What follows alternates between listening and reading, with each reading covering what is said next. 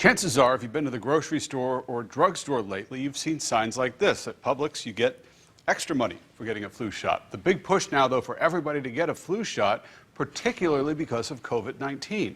As Wink News health and medical reporter Veronica Marshall explains, the flu shot is a hot commodity.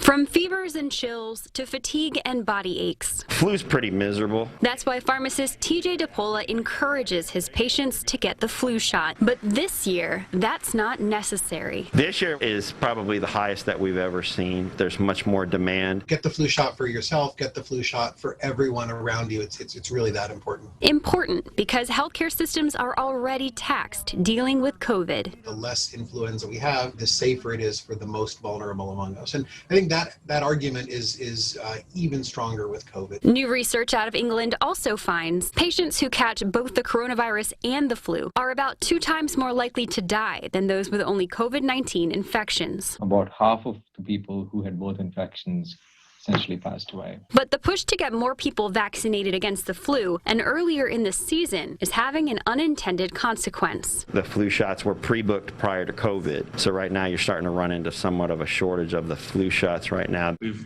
worked with industry. Industry's plussing up the amount of vaccine they're going to make available. So probably over close to 100 million doses this year, 190 million doses. Another concern, whether getting a shot early will mean it wears off before flu season ends. Get it relatively early, because in trying to predict the sweet spot, you might miss out on its efficacy if you start seeing cases around you. In Fort Myers, Veronica Marshall, Wink News.